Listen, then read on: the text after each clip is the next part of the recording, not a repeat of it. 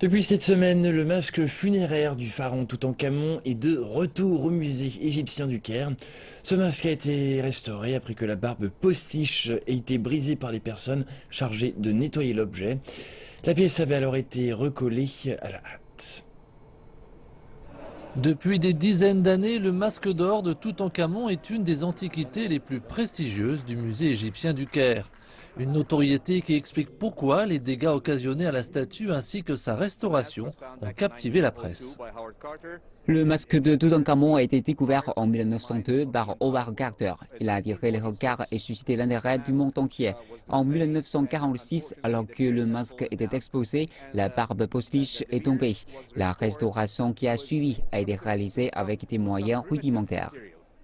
Pendant 8 semaines, une équipe égypto-allemande a travaillé à restaurer la barbe postiche et à réparer les erreurs de la restauration précédente. Comme expliqué lors d'une conférence de presse, l'équipe a eu recours aux mêmes méthodes que celles utilisées durant l'Égypte ancienne. Il était important de connaître la composition du masque, les matériaux utilisés, la part de l'or et comment les différents éléments ont été incorporés au masque. Il a été possible de choisir une façon de traiter la pièce en accord avec le caractère original de l'objet. À cette époque, les Égyptiens avaient utilisé de la cire d'abeille pour souder la barbe postiche. L'équipe internationale de restauration a fait de même dans le but de préserver l'authenticité et le caractère naturel des matériaux. L'accident malencontreux a malgré tout eu un aspect positif puisqu'il a permis une découverte.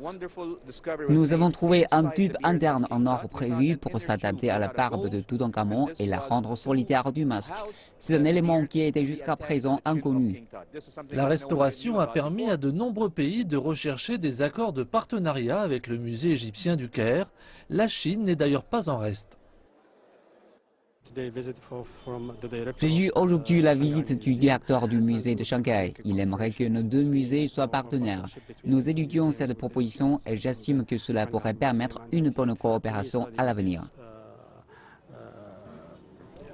Le masque d'or de Toutankhamon pourrait d'ailleurs faire l'objet d'une exposition itinérante en Asie.